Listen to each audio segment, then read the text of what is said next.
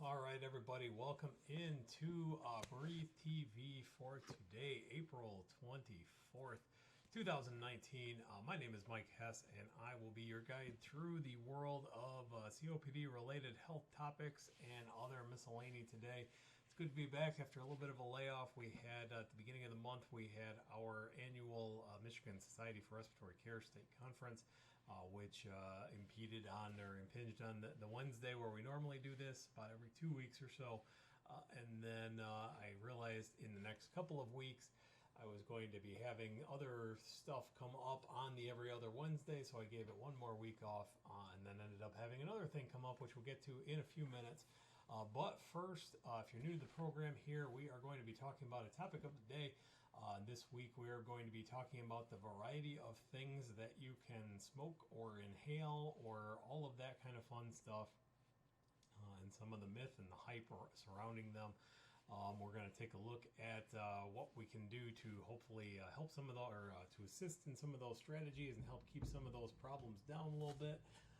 And of course, we are going to get to your questions, hopefully answered to your satisfaction, live on Facebook here. Just as soon as I collect all of my notes here, first off, I do want to say a great thank you to Shar, David, Craig. No volume again. We gotta have the volume back, right? Coming through on the headphones. Come on, man. So some people have volume, some people don't. It's coming through well on my end with the headphones here. Trying to keep it at a point where there's also relatively little background sound. I do have kind of a squeaky chair, unfortunately, and sometimes that does make a difference. But we do have things as loud as I can possibly get them, so we are going to go ahead and continue on. Hopefully, see, there's that squeaky chair thing going on. Hopefully it's not going to be too much of an issue. Do check your computer's audio and that sort of thing. Everything should be coming through here. So, again, if you're new to the program, we do these topics. First thing we start off with is some of the COPD news of the week, and we are going to do that just right now. I really ought to get some kind of special sound effect or something like that, make that go cooler. But at any rate, we are going to talk first about this new investigative procedure, technique, piece of equipment kind of deal called the Rejuvenator. This is recently got a FDA approval for an experimental intervention. Kind of taking a page from the asthma world. For many years, we have used heat to go in and kind of melt, burn, sear, saute, whatever we want to call some of the excess, the defective cells in the airways, in the what we call the epithelial cells. They're the cells that line the airway. This one goes a little bit different route. This actually uses cryogenics and to freeze some of those cells. And the net effect here is that the cells called goblet cells that are line the airway and kind of overgrow in the setting of COPD, especially the chronic bronchitis kind of stuff, those cells die. But it leaves some of the existing framework in place so that new cells, the more what we call the ciliated cells, the ones that have the little hairs on them that help move the mucus out of the airways, those actually regrow. And that way it cuts down, in theory, on some of the mucus production, and also makes it a little bit easier to clear that stuff out. What we're looking at right now is, because it is an investigative procedure, they are looking to enroll about 330 people for this procedure starting in June. The primary investigator on this project is a longtime pulmonologist and COPD expert by the name of Dr. Gerald Kreiner at Temple, who has done an incredible amount of work in COPD, particularly some of the what I call the mechanical interventions, some of the surgical things, or even the bronchoscopic things like the lung coils and things like that. He has been a leading voice in a lot of those things. So this is a very exciting trial, and I'm really looking forward to seeing how this pans out in the coming years. Next up, if I have all my buttons right here, yes, we have a couple of things of good news coming out of the world of medications. First off, we have a new medication, sort of a new medication, I guess. It's technically a new medication, but it's a combination of two things that have been around for a while. The nice thing about this is that it is what we call a LAMA-LABA combination, or the long-acting muscarinic antagonist and long-acting beta agonist bronchodilators together in one inhaler device without the inhaled corticosteroid that often leads to some increased unnecessarily or unfortunately increased risks. So it's another tool that can be a frontline intervention for many people with COPD. Again, the components here, well, first, I guess I should mention the name of it is actually called Duaclir. I'm assuming I'm pronouncing that right. I read it, have not heard it out loud yet. Duaklir. Seems like it should be like Dual Clear, but I guess that's why I'm not in marketing. The upshot here is that it is a medication called Tudorza, which many of you may be familiar with, as well as another medication called formoterol. Which is generally available. Most people know formoterol as one of the components in Spiriva, which is not a powder. But for a while, it was actually available in a medication. It was available by itself in a medication called Foradil that has been off the market for a little bit. That was a powder, and so it's pretty straightforward to integrate those two things into a powder together. It is twice daily medication, which can be good and can be not so good. But at any rate, in my view, it is always great to have some extra tools in the tool chest to help keep some of those issues at bay. All right, so we've got Craig mentioning he still can't hear me. I've got this going on another screen here, so we're gonna see. Oh, that made some noise. So let's see if the video is coming through. Always great to have some extra tools in the tool chest to help. It is coming through on another computer, so I am really uncertain exactly what's going on with those folks who don't have audio. I am unfortunately at a loss here. Got to be some kind of technical glitch between here and there because it's coming through via Facebook even pretty clearly. So I'm not sure what's going on. Hopefully we can get that figured out. But the other thing, the other positive news for this company called Circassia is that Tudorza itself, aclidinium, they kind of picked up another FDA label indication that demonstrates that their medication is safe and effective, even in the setting of cardiovascular illness, which of course many people with COPD have heart stuff going on. So that's a good thing. Whether it's entirely relevant is a little bit up for debate, in my opinion. I think where a lot of it came from is for a long time it was thought that tiotropium or Spiriva had some increased risk of cardiovascular effects. That has since been proven to not really be accurate.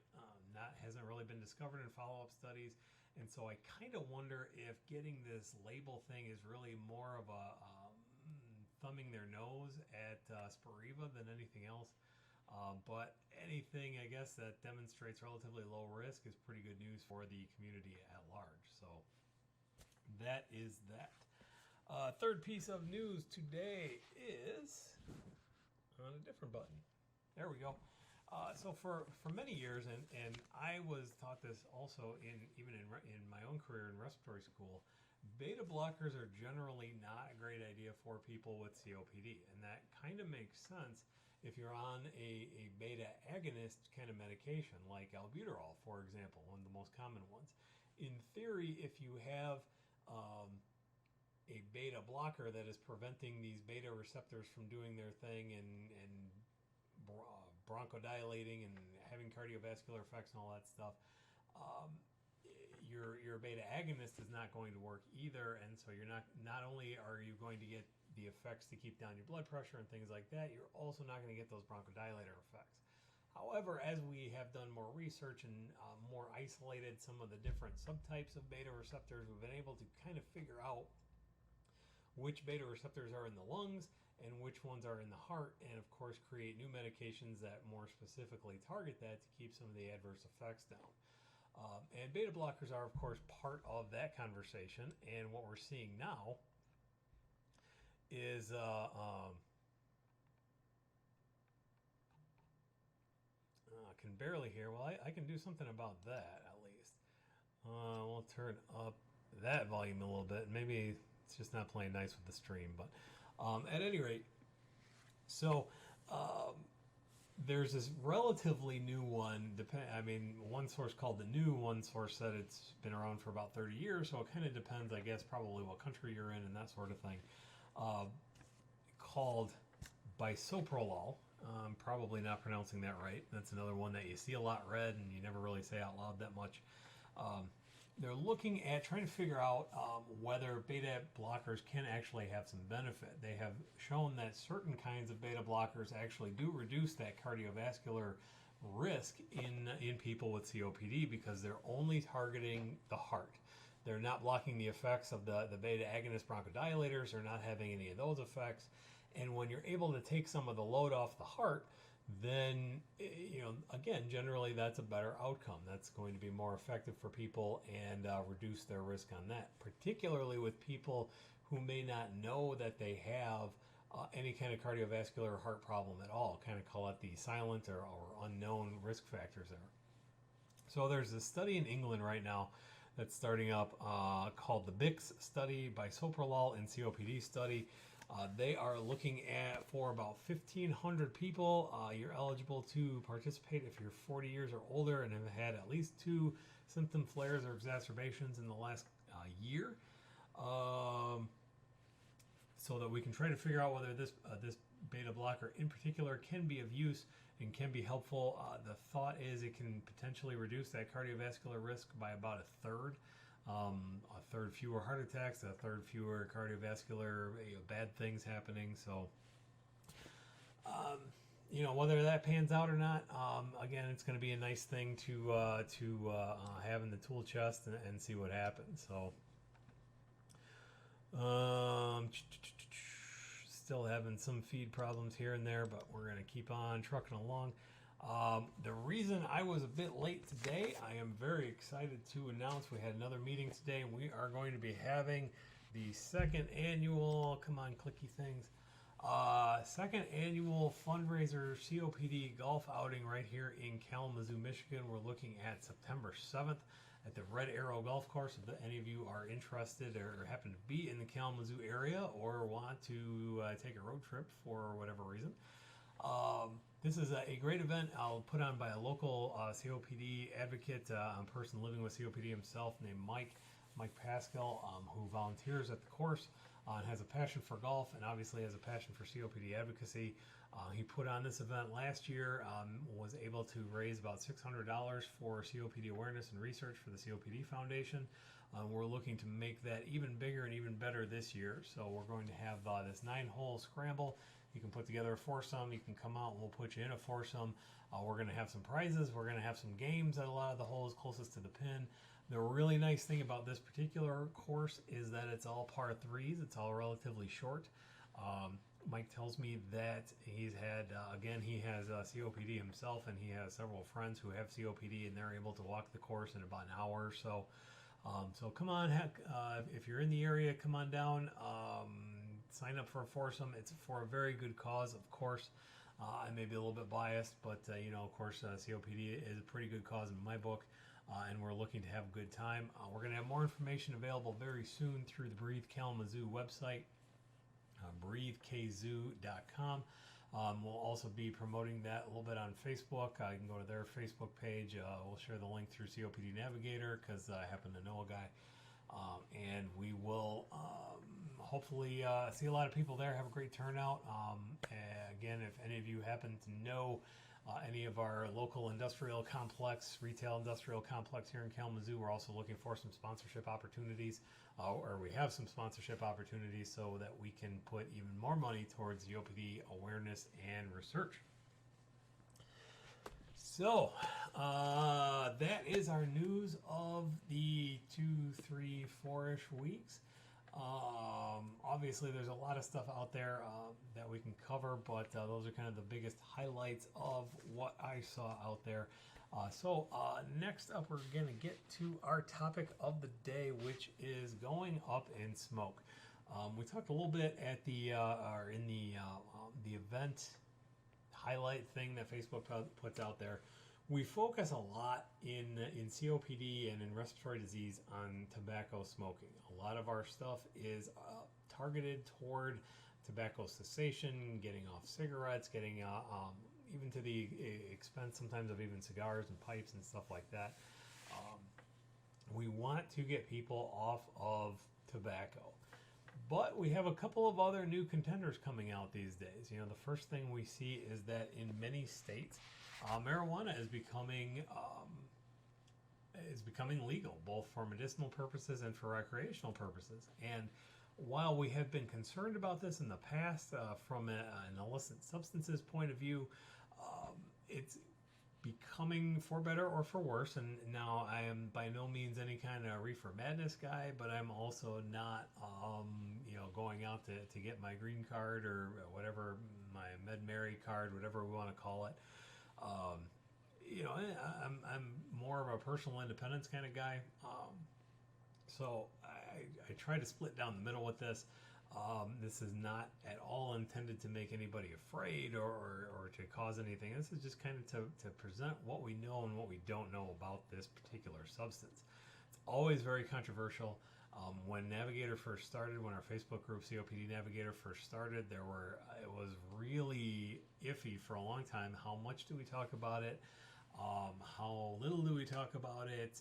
What focus do we put on it? Because it was very much still illegal, as it is at the federal level here in the U.S. at least. But again, it's becoming a lot more mainstream. Here in Michigan, we have legalized medical marijuana. We have some recreational, decriminalization at least. And so it's important that we start having the conversation at least about some of the risks and some of the potential benefits. So, first off, what we know. We do know that in many cases, marijuana does have some anti-cancer effects. We have seen that a lot in a variety of models. We have even seen it a little bit in human models, although the research opportunities have been fairly limited by federal law. We do know, and so that has kind of led us to a point also where we see that in some studies we get the good old conflicting data. We have seen that some tumors, particularly and perhaps ironically lung tumors and certain brain tumors, actually do tend to grow a little bit more quickly in the presence of marijuana smoke, or marijuana chemicals, I should say. So while by and large we do consider it to have some what we call anti-neoplastic or anti-cancer elements, it is something that as it becomes more widespread, we are definitely taking a second look at to see if some of those earlier assumptions are truly valid. Similarly, or less controversially, I guess, we do know that it has a lot of palliative effects. It is a pretty potent painkiller. It does tend to have some appetite regulation effects to it, so it can help in the presence of chemotherapy and things like that. It can give people their appetite back. It does have some of the painkiller effects, anti-anxiety effects. There are a lot of good things to it, and anecdotally, it does seem to have somewhat fewer side effects than some other more, perhaps we call it more synthetic, more pharmaceutical grade interventions. Some of that, it's thought, comes from the idea that you can self-titrate the dose a little bit better. You know, if you take 2 hits and you're done, then you're done.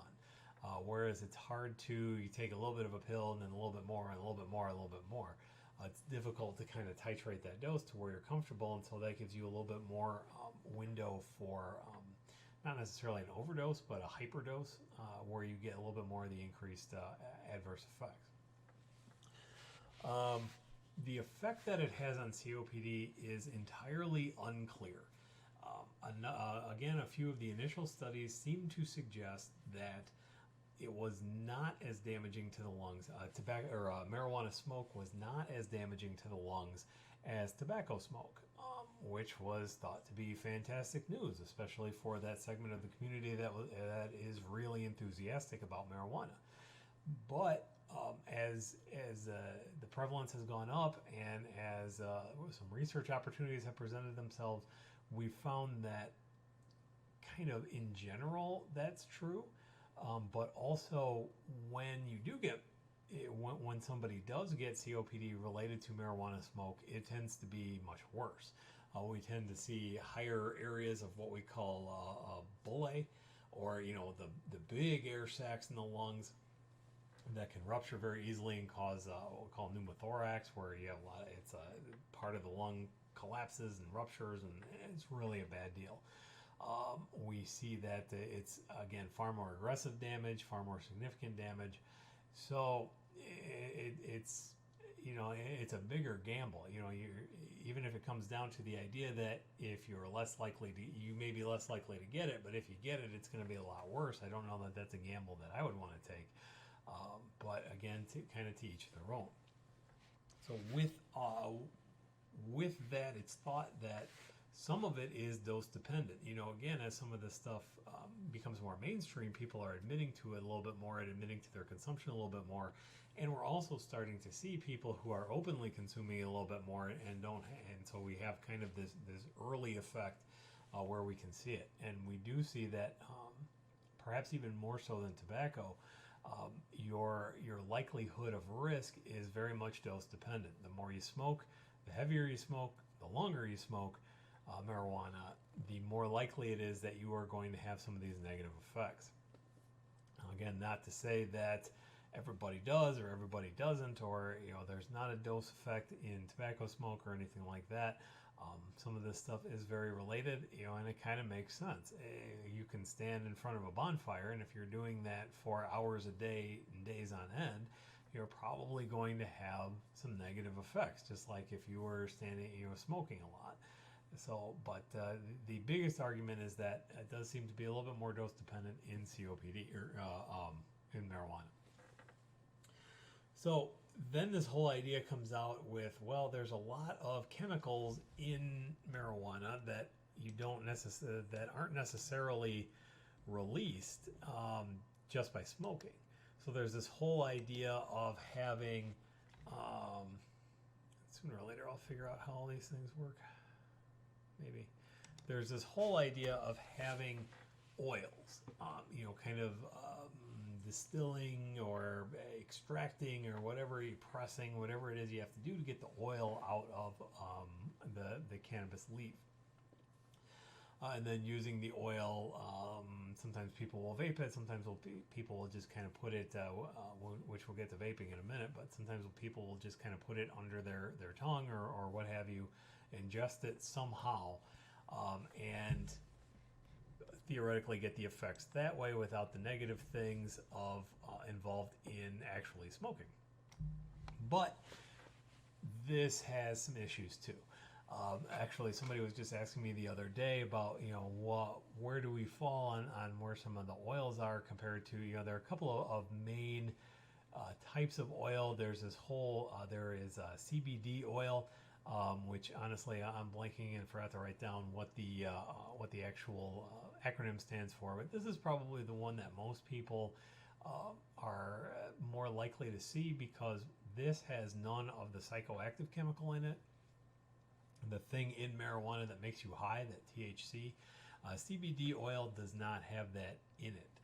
It has some of the other cannabinoid compounds that are theoretically have some of that beneficial effect. So this is the thing where you tend to see in states where you have medicinal marijuana, because then people can actually grow the things and extract the oils and all that stuff. So people are fairly familiar with it. Most of the evidence, pro or con, about the effects of CBD oil come from animal studies. Again, because there hasn't been a lot of usage, and there have been some federal laws that prohibit research and severely restrict the opportunities for research. Most of what has been done has come from the animal world. Right now, there's really only one approved usage for the CBD oil, and that's for epilepsy. They have demonstrated benefit in reduced seizure activity in those people who are living with epilepsy, and that's where things are. Perhaps the bigger issue than no proof of efficacy, which is a little bit weird for an evidence guy to say, is that there's not really any kind of regulation or quality control over a lot of these things either. There was a 2017 study that was done. I couldn't find exactly how many they studied, but they found that about 70% of the extracts that this particular academic research group looked at did not have the advertised dose, strength, concentration, whatever, of CBD oil in it. They found that about half of these oils had less than advertised, and about 25% had more than what was advertised. And more worryingly, about 1 in 5 of the particular samples that they looked at actually had THC in it. So if you're taking this CBD oil thinking that you're going to be just fine on a drug screen because the label said it's got no THC in it, and then you, for whatever reason, have to take a drug test at work or whatever, and suddenly pop positive for cannabinoids, you're probably going to have a bad day, and you're probably going to be a little bit confused because the label said so. Well, just like you can't read everything you see on the internet, you can't always necessarily believe everything you read on a label either, particularly in an industry that has very little oversight. And now again, I don't want to go all big brother on people either, but when we have product safety concerns, when we're playing with people's health, in my view, it's pretty important to have pretty significant regulation, just like we would want food safety laws and all that sort of thing. We definitely want some of these industries to be a little bit more regulated than they are. We have also discovered that there can be some significant effects with or interactions with other prescription medications.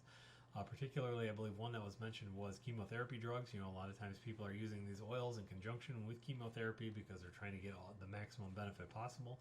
And it really had significant effects on the uptake of their prescription medications. In some cases, that's a good thing. If you can absorb a medication more readily, then that can be good. But also, a lot of these medications are approved at certain strengths because that takes into account the absorption characteristics of that medication. And when you start playing around with that, then you start getting into, at the very minimum, adverse effects, nausea, vomiting, headaches, all that sort of thing. And in the more extreme cases, you can have some pretty severe reactions, cardiac arrhythmias, and that sort of thing. So usually when it comes down to a lot of these supplements and things like that, my general rule is that they generally don't hurt. So try it, and if it works for you, and if you use less of your prescriptions, then so be it. That's fantastic. This is something that you really have to be a lot more cautious with. It's not to say that they are completely ineffective, because frankly, we don't have evidence of that either. We have some very preliminary data that shows that, yeah, they've got some potential, but they also have a lot of potential for side effects. So buyer beware. On a similar note, there's this other stuff called FICO, or full extract cannabis oil. Sometimes it's called Rick Simpson oil because he's the gentleman, I believe, from Canada who kind of started this movement. And that one, largely because of the restrictions on research, there is zero evidence to support its use. It has a lot of other issues to go along with it also. Most notably, you have to make it yourself. You can get the raw products, but there's a lot of chemistry involved, a lot of solvents, a lot of extracts, a lot of that sort of thing. And whenever you have a complicated process, whether it's making medications or riding a bike or whatever, the more steps you have, the more risk, the more failure points you have, the more risk that something will go wrong. From what I was reading, I'll be perfectly honest, I haven't tried to make it myself, so I can't really say. A lot of the things that are used are very flammable, and so if you happen to have a spark or a flame nearby, there's potential for that. Again, unless you are a chemist by trade, you're going a little Walter White, Breaking Bad on us. There's questions about consistency and quality control. There's questions about dosing. One source I was looking at suggested you start off with a dollop the size of a grain of sand, which again is kind of as an evidence guy, it's tough for me to do that, because what kind of rice are we talking about? Is it going to be consistent from one dose to another? What happens if it's too much or too little? When do you give up? I mean, it's really, really tough. Plus, by its very nature, these do tend to have more THC in them because they are the full extract. So, again, a little bit more risk for some of those psychoactive effects, interactions, drug test results, all that kind of fun stuff. So, again, this is... yes, thank you for clarifying those. I know it's a lot of three-letter alphabet soup. So I appreciate David throwing some of those out there, and that is definitely some good advice. Never get oils from anywhere else but a dispensary. But again, also consider that I know here in Michigan we actually just had a crackdown about several unlicensed dispensaries. So again, this is not. Whenever people ask me, whether in my clinical roles or just as advice, I'm not a Puritan. I'm not reefer madness. I'm not saying you got to avoid the devil weed, all that stuff. But I'm also not Willie Nelson or Snoop Dogg either. I mean, if you understand the risks and you are willing to accept the risks, then by all means try it. I do not want to take this out of anybody's hands, but you have to be aware that there are significant risks involved. There are significant risks as from a legal standpoint, from a chemical standpoint, from a medical standpoint, and I would be remiss in my own ethics if I didn't warn people of that before I just said, yeah, go on down to your corner shop, hydroponics, or whatever euphemism your particular municipality calls it, and load up, because there are some risks. On that note, we're going to slide into the next topic, which also has a fair bit of hidden risks, and that is this idea of what are formerly known as electronic nicotine delivery systems, or ENDS. These are vapes, these are e-cigs, electronic cigarettes, Juuls, it's a brand name, so it's kind of become a little bit genericized, like Kleenex or Xerox, Band-Aid. A lot of all of these things, and I want to make sure that we're careful to discuss all of those, because I have experienced it myself, and I have heard from some of our local task forces that people really don't understand that at their heart these are all kind of the same device. I asked somebody about they were talking about their electronic cigarette, and I said, so how many times are you hitting your vape? And they said, got pretty adamant, not angry, but insistent. I don't vape. I have an electronic cigarette. And it's like, these are all the same terminologies. I heard a story the other day. We were at one of our substance abuse task force meetings, and they had a story from one of the local convenience stores said, we don't sell e-cigs. We just sell. I can't remember what it was. It wasn't Juuls. It was another one of the mass-produced. The big tobacco companies are now getting into this. We don't sell e-cigs, we sell blue, I think it was, and we sell blues.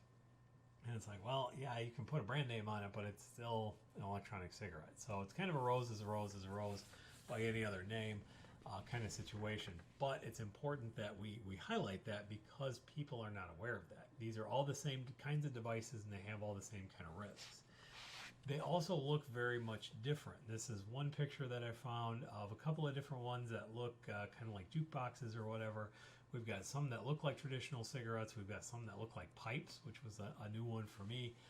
And then this is the aforementioned Juul, which is kind of a really big deal right now, because as you can see, this is very nondescript.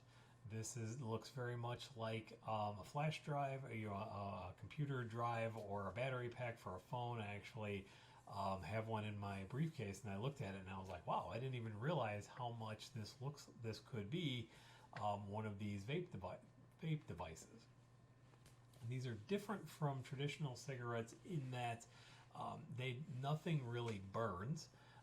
What they do, and it's also different than a nebulizer, which is another issue that people have kind of brought up, in that with a nebulizer, there's a fluid that is coming into a mist because of either air pressure or a vibrating mesh or ultrasonic mesh, or a couple of different things. What happens with this is that this is actually kind of it's a fluid. It's like kind of lighter fluidy, kind of oily, kind of viscous sometimes, again, depending on where you get it from, that is heated by an electronic coil to vapor point. Any kind of liquid is going to have a point at which it becomes vapor. It's not really burning it because it's not a solid, but I guess it's kind of the liquid equivalent.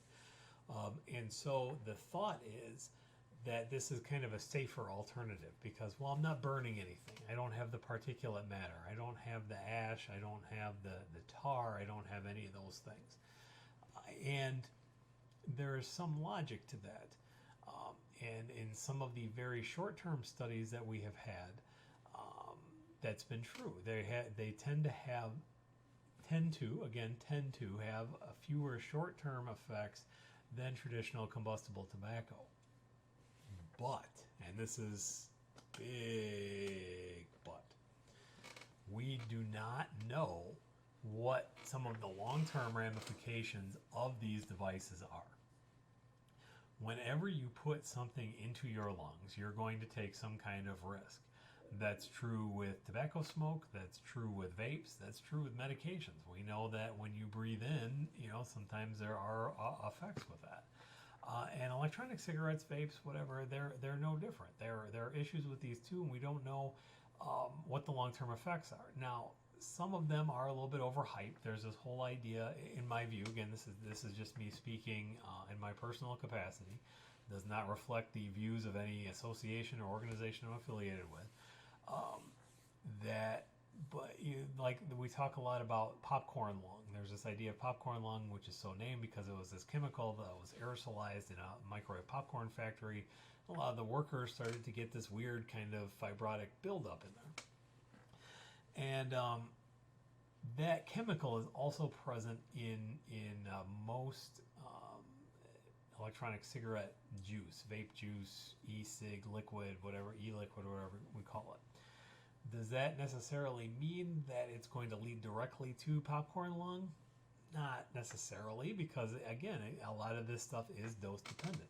It's a possibility, and that's why we don't recommend it for people generally, but it is a possibility.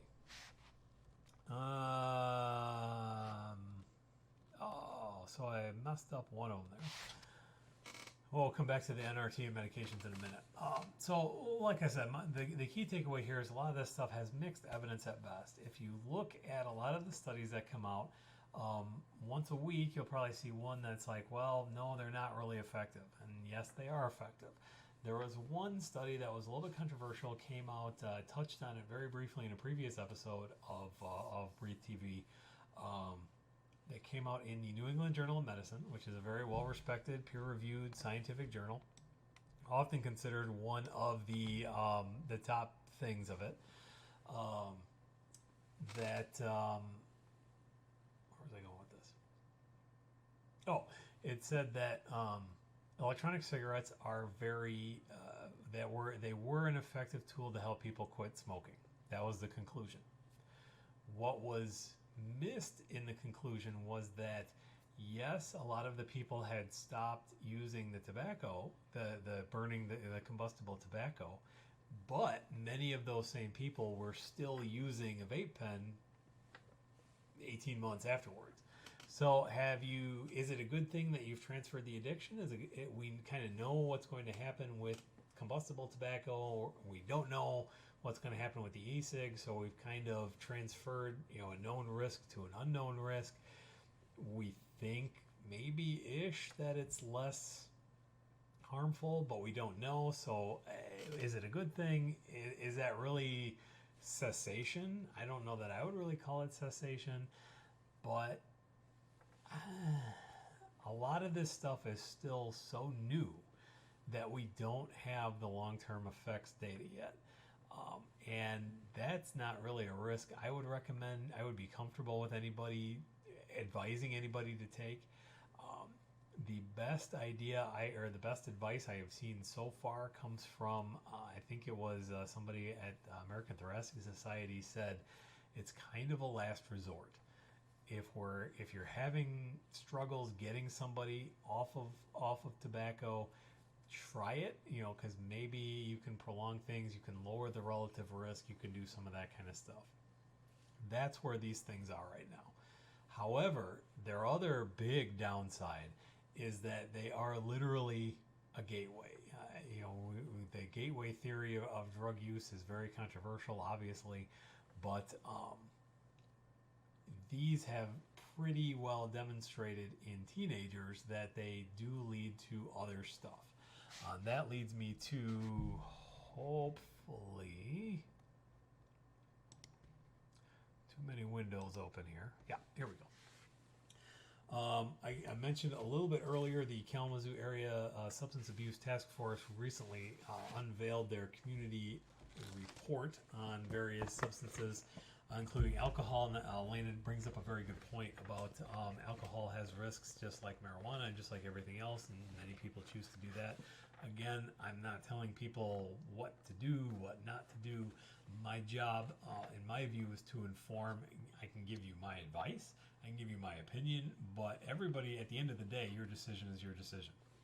That's life.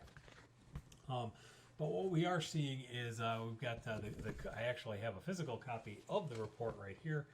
Maybe I've been leaning the wrong way all this time.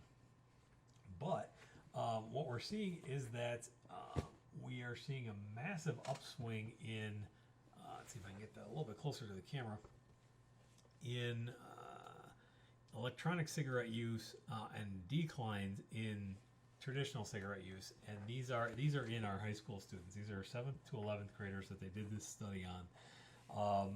Many of them are borrowing them from friends, or some of them are getting them from the internet. 30% of these students said it was easy for them to access electronic cigarettes, and because in order to look at what was driving some of this stuff, the group also did some focus studies, or some, let's see. I had all of this in order. Oh, here it is. Just got covered up. So they did some focus groups in with middle and high school students in Kalamazoo County back in 2018, and they found that teenagers thought the use of electronic cigarettes and also marijuana were more prevalent in their peers than abusing prescription drugs, which was not necessarily the case. In general, the students who participated in the focus groups thought marijuana and these both were safer and healthier. And they were seen, e-cigs in particular, specifically, were seen as a healthier, cleaner alternative to tobacco cigarettes. They asked what were some of the reasons for use for some of this stuff. Some of them liked the taste. Of course, that was a big turnoff for a lot of people. Not getting into smoking was cigarette smoke doesn't generally taste all that good. But these e-cigarette juices can be flavored, and there's bubble gum and French toast and cinnamon and all that stuff to do tricks. There's kind of apparently this whole subculture genre on social media where they have these giant vape cloud contests and do all these smoke ring tricks and all that kind of stuff. Helps with anxiety, use it to stop smoking. There's a lot of these things that people aren't necessarily understanding the risks. And again, it's not necessarily about shaking a finger at anybody and saying don't do that. It's about understanding the risks. And when you're a teenager, as a parent of 3 of them, I can tell you that they don't always understand the risks, and they don't always understand the 30, 40, 50 year run-on effects. So the big concern is we have actually been making some strides in anti-tobacco efforts in that age group, but now we're seeing the whole cycle come up again, where people aren't understanding some of the risks are being hidden or at the very least masked. And the concern is we're going to be seeing the exact same thing we've seen going all the way back to C. Everett Koop and Great American Smokeouts and all that stuff, where this is going to be an issue down the road. Before I get into the last thing here, I'm just gonna scroll back just a little bit. Teens are using the Juul like crazy. They're becoming addicted worse than cigs. Yeah, absolutely. Because not only do they have nicotine in them, which is a or they can have nicotine in them. Again, this is an area where there's very little regulation, and things can happen from one supplier to another. Um, they taste good. I mean, if you were, it's like chewing gum. Or if you like mint, you can get mint. If you like butterscotch, you can get butterscotch. There are places that advertise dozens and dozens, if not hundreds, of different liquids. So yeah, you get all kinds of positive brain chemical reinforcement with that, and it is definitely going to be a harder addiction to break. So yes, I would say that vaping is not good. The only thing that's going into your lungs is air. The only thing they were designed to take in, maybe a little bit of water vapor here and there. It never hurts. But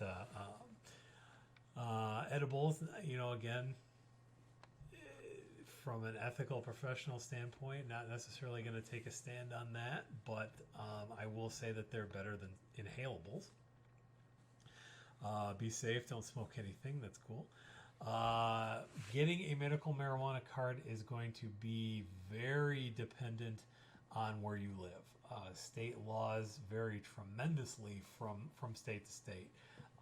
You usually have to get some kind of diagnosis. Looks like in this case, Laura, you do have a diagnosis. You got to get some at least one physician on board. You have to live in a state where it's legal, all that kind of stuff. In theory, that's the case, although I do recall when I had a good chuckle a few years back walking in San Francisco I believe it was in Haight-Ashbury, and a street corner, somebody asked me if I wanted a medical marijuana card.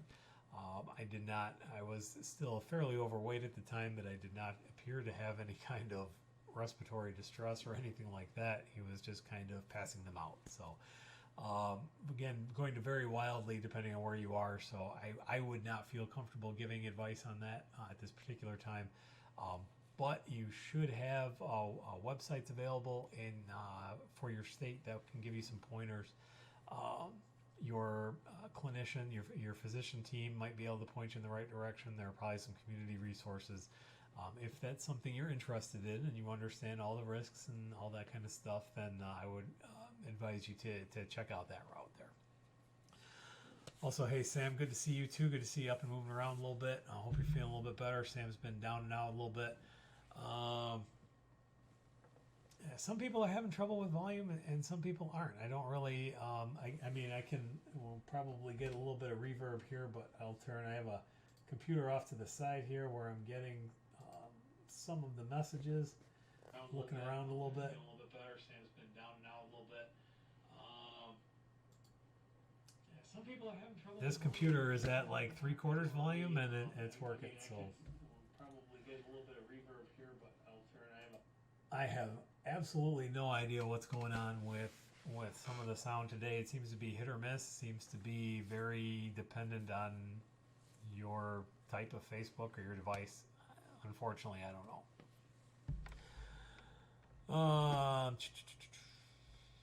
So we talked quite a bit about electronic cigarettes not particularly being great or often recommended for quitting smoking. So what can we do to quit smoking, or what can we do even to quit some of the issues or the other addictive processes that you might be going on? We talked that the Juuls, the electronic cigarettes, can be very addictive. So what do you want to do if you want to start quitting some of those habits? The first thing I always advise people is, we do have some very effective things to do, because there is definitely in the medication realm, and I know that I've been called a shill before. I've been called big pharma. I actually started my group because I got kicked out of another group because I was just all about big healthcare and big pharma and big medicine, creating customers and not patients and all that stuff. But in this case, there is a very real phenomenon of chemical dependence in a lot of people. Nicotine is a stimulant, it is addictive, and there is that component where your body continues to crave that. Fortunately, with 21st century chemistry, we have a couple of different ways to go about that. We have nicotine replacement. It's been around for a while. Patches, gums, lozenges, inhalers, all that kind of stuff to help kind of titrate down the dose because that is, for many people, that is an effective therapy. We see about 1 in 10 people are able to just wake up one day and quit cold turkey, pack a day to nothing. Usually it's a pathway. You usually have to go down and take some steps to go with that. And nicotine replacement, whichever variety is most convenient for you, is often the best way to go about that. We also have a couple of things that work more on the neurochemistry of dependence. These are things you're probably familiar with the brand names Chantix or varenicline or Zyban, which is bupropion.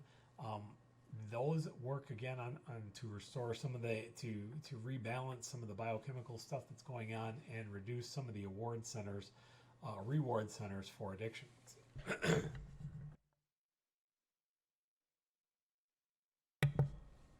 Sorry about that. It's allergy season here in Michigan.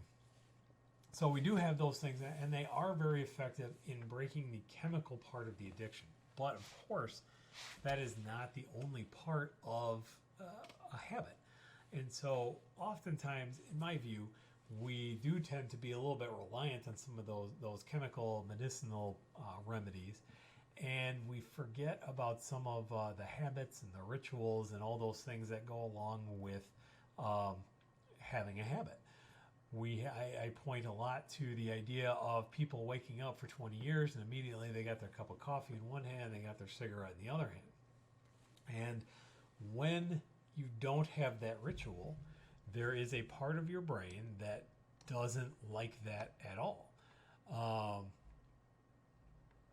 Doesn't like the idea of immediately changing a habit. Like David, he's one of that 1 in 10. Acupuncture is another one. Is an interesting way. I don't have a lot of data on that today, but that is certainly something that a lot of people have talked about. And again, it's the idea of not necessarily relying on the medicine, but going back to this whole idea of habit change, where there's a part of your brain that does not at all like to change its rituals. And I heard a really good analogy on it from gentleman by the name of Z-Dog MD back in he was at our National Respiratory Conference in December, where he talked a lot about the idea of the people in I think it's Asia that ride elephants. They have you have the little car that sits on top of the elephant, and you have a human that sits up there, and they ride the elephant around, or like what was it? Hannibal went through the mountains and conquered parts of Africa. Or my history teacher father is probably rolling in his grave right now, but whatever, you're riding the elephant, okay? And as a human, as a sentient, conscious, intelligent person, you are in charge. You're the smartest person there. You're the driver. You're running the show. But if that elephant really wants to go somewhere, and the elephant is this big, and you're the little driver way up here, who's really in charge at that point? And in this case, the elephant, in most of the time, most people, that's your habit center in your brain. And when it wants that habit, it's going to find a way to get it. It's going to put stress on you. It's going to release the stress and anxiety chemicals in your brain and make you anxious. And that's why, even though nicotine is a stimulant, most people say smoking a cigarette calms them down, because it's not necessarily the cigarette. It's the ritual, it's the habit, it's the celebration, the routine, all of those kind of things. So this whole idea of, did I point in the right way? I'm in the wrong screen now. I think I might have actually pointed the right way in the first try again nope, sure didn't. This whole idea of distraction and substitution comes into play. If you distract yourself from that craving for about 5 minutes or so, oftentimes you will get caught up in doing whatever you distracted yourself in, or life will happen and you'll get interrupted by something else and you'll go do whatever it is. I found that to be the case with my snacking. I was never a big smoker or anything like that, but if I got hungry and I went, for a walk around the block or something like that, that could help distract from that craving, and then I wasn't really hungry anymore. Similarly, for smoking, it's the idea of substitution. It can be as simple as a straw, cut to about the same size and shape as a cigarette. I have a lot of people that tell me if you stick a Kleenex in there, or excuse me, stick a facial tissue in there, you can actually even simulate some of the resistance, and it's even more effective. You get to have the same sensations and most of the same sensory stimulus, but you don't have the bad things. You don't have to rely on a vapor. You don't have to rely on any of those kind of things. You can have your cup of coffee in one hand. Oh no, and the camera finally froze.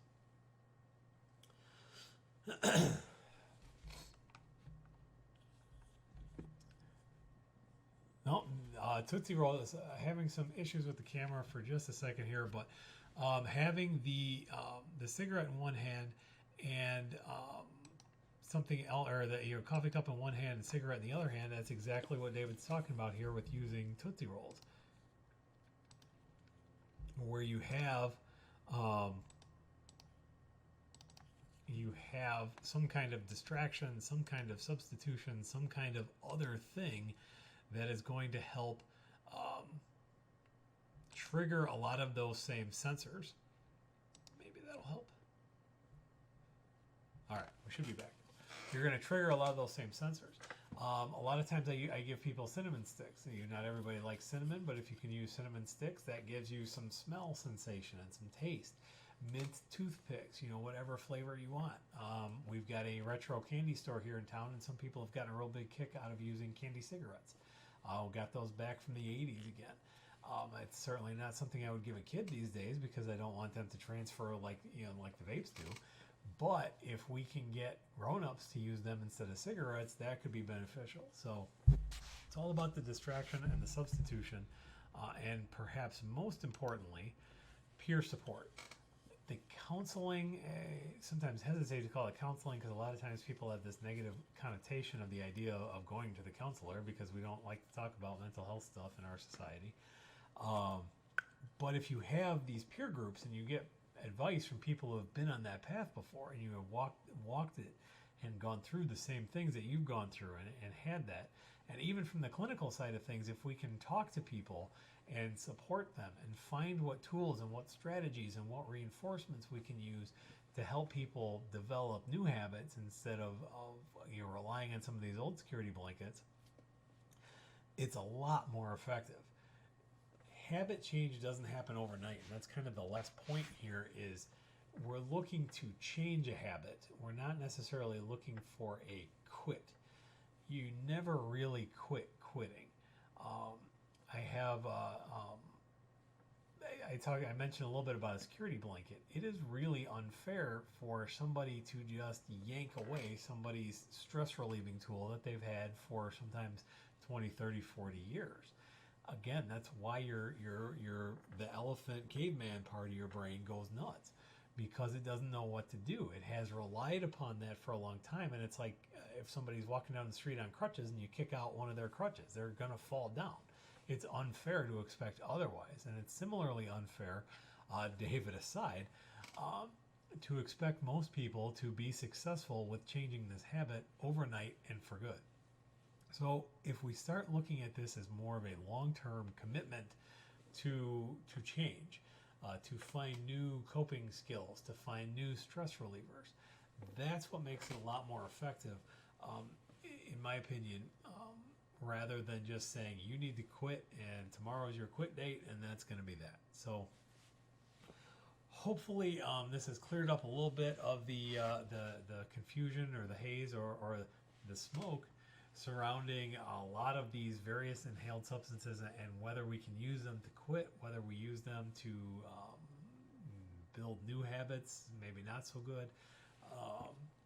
Again, what it all comes down to is if you're going to try something different, you need to understand the risks involved.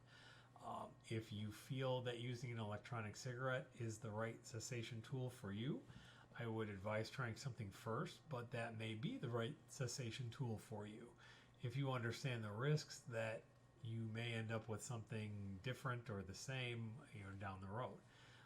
All in all, David summed it up the best. The best thing to put into your lungs is air. Anything beyond that is going to have a certain amount of risk. It's up to you to determine whether that risk is worth it in your case. But also remember that if you are trying to change those habits, don't necessarily find another don't make a lateral move. Don't find something that is potentially as unhealthy or even more so, just to quit one habit. So hopefully that makes things clear as mud for everybody, I'm sure. But find what works for you. I guess we could have saved about 45 seconds and just listened to David there. So that is our lesson plan for the day. We do have some time left here. If anybody has any more questions, try to get to some of them during the course of the program here, especially during some of the technical problems. As mentioned, I've got another screen off to my side here. We're going to see what else. Ooh, that's not muted anymore. We're going to see what else is on people's minds. We do share the program in a couple of other spots, so I need to check a couple of other places to see if other people have commented. So we're checking in, and if you guys are not a member of our Facebook group, please come join us at COPD Navigator on Facebook. You can search us up pretty easily, or if you're on the COPD Navigator page itself, there's a link right there.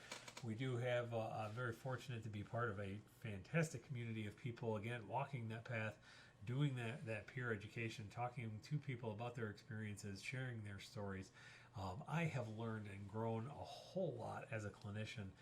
So we have a very welcoming environment. If you are someone living with COPD, if you are a caregiver, if you are a friend, if you are a family member, if you are a clinician, a respiratory therapist, a doctor, nurse, if you deal with this kind of lung disease at all, come in, join us, share some of your wisdom, and hopefully you can learn as much as I have through the group here. So there is that. Where else are we looking here? We've got, let's see. Doesn't look like a lot of questions coming in on the other site, so that's cool. Makes things a little bit easier. Still looking for that fantastic technical issue, or that fantastic technical solution that lets me look at all the chats everywhere at one spot. Thought maybe I had found it today, but then there was just a little free sample, and then I was going to have to pay $50 a month, and I am not there yet. If you would care to make a donation, that's fine, hit me up, but I don't know many people who are going to be able to afford that right now. However, we are, it looks like not a whole lot else is coming through. Oh, thank you very much, David. Best COPD community on Facebook. We do what we can, trying to expand a lot of our offerings. I have in the pipeline, we've got some of these try to do this every 2 weeks. We've got several lined up on the event planner. Also trying to get back to our Spotlight series. We did a grand total of 1 before technical issues, shut it down for a little while, and then just have not been able to find time in the schedule to get back to them. Those are little shorter takes, 5 to 10 minutes long about a particular topic. We did the one that we did was about dry powder inhalers. Next one on the agenda is meter dose inhalers, how to do the best technique you can. We're going to have a quick one about oxygen. We're going to have quick topics that aren't as time consuming or as much of a commitment as watching these videos on YouTube or Facebook. We do have the YouTube channel. Coming up very soon, I hope to launch a podcast. For those of you who get tired of looking at my face, you can just hear my voice, which I'm not sure is all that much better, but maybe it's a different option for you. Look for that coming up soon. It's going to be a little bit more broadly focused. Some of the viewpoints in healthcare related to COPD access. For example, the first one on my agenda is about the idea of prior authorizations and why we clinicians cannot provide the medications that they want to people without having to go through at least 1 and sometimes 3 or 4 different middlemen and layers of paperwork and all that stuff. That'll be coming soon. If anybody has any suggestions for topics for any of these media endeavors, please feel free to drop them in the comments, whichever side of the screen they happen to be on, wherever you're looking at. You can even feel free to do a little YMCA action, get the cardio going there, a little self-pulmonary rehab. Have some fun with it. And we will get those topics and all that stuff as soon as possible. Craig, yes, Craig, a longtime member of the group. It has come a long way. We've had our ups and downs like every group. I saw Sharon Cornelison pop in here for a second. Sharon has done a fantastic job. I've told as a new administrator of the group. I've said a couple of times. The good news is my real world work has really taken off a lot, and I've been able to spread the word about COPD a lot to the community. That's given me a lot of other opportunities to develop some new programs. The downside is it has unfortunately taken me away from where it all began, which is this Navigator group, which has been very important to me, and I really appreciate Sharon stepping up and taking on an active leadership role in the group. We do have a lot of other RTs who have contributed in a variety of different ways. Andy Gokenauer, new-ish, I don't know if I can really call him new anymore, is a fairly new COPD navigator type person, respiratory therapist out in Nebraska, who has built his own real world navigation program from scratch and was recently highlighted on his local news channel, which was fantastic. It's great to see everybody spreading across the country, getting more awareness for this disease that is outside of I always hesitate to count accidental injuries because I don't like the way they did the math, but depending on what numbers you use, the third or fourth leading cause of death in the U.S., third leading across the world, and yet we're like 15th on research funding. So the more people we get out there talking about this stuff and putting into action the philosophies and the good things that we learn here, the better. The gentleman, Mike Pascal, I mentioned earlier, who is setting up the golf outing, has said in his experience, there's still a lot of stigma. You know, we assume that COPD is a smoker's disease and you kind of deserve what you get, and that's still pretty prevalent. But even though we know 20 to 25% of cases don't come from smoking, and there's a lot of other factors. But the more people we get like Mike, the more people we get like Sharon and Andy and Angela and all the other people out there on the clinical side of things, all the people we have, all the people with COPD who are learning that there can be better ways, there can be more important information out there, the easier it's going to get for everybody. So I really appreciate everybody's sharing their stories and the opportunities that this group has given me to contribute and pay back. So David, yes, you can. I will definitely take a look at that. Otherwise, I'm going to go ahead and wrap things up here. Join us again in 2 weeks, where we will be talking about, what are we going to talk about in 2 weeks? See, also, if anybody wants to volunteer to be my social media coordinator or assistant person, that would also be fantastic. In 2 weeks, we are going to be talking about learning to click on the right button. And we're going to talk about, yes, a hot topic all the time, recommended by a gentleman you may have heard of by the name of Russell. We are going to be talking about nutrition and COPD. Always controversial. There's always new information coming out all the time. We're going to try and clarify, again, not necessarily to take a stand, but everybody's got to find the right path for them. So we're going to look at some of the pros and cons of a couple of the various diets that are out there, and just get some general healthy eating advice overall. Then 2 weeks after that, we're going to talk about sleep disorders, sleep problems, and sleep overlap syndrome in COPD. And then we're going to talk a little bit more about how to determine if you're having a bad day or if it's really a COPD exacerbation, flare-up, or whatever terminology you like to use. So I do have the next few events lined up here, but again, we're always looking for stuff for the upcoming podcast and the other mini videos and all that stuff. So make sure you hit us up on this page, on this video, in our group. We've got an email address. I believe it's info@copdnavigator.net these days. Maybe hold off on that until I verify that. The website is coming along a little bit more slowly than I would like, because I'm not as techy as I want to be, and all those time constraints and all that stuff. So, but hit us up. Let us know how we're doing. Let us know what I can do better. let us know what you want to hear, what's going to help you out the most, because this group at the end of the day is for the COPD community. So with that, hope everybody takes care of themselves, takes care of each other as we get into the allergy season here. Excuse me again. Didn't plan that, believe it or not. But take care, and we will see you in 2 weeks. Have a great day, everybody.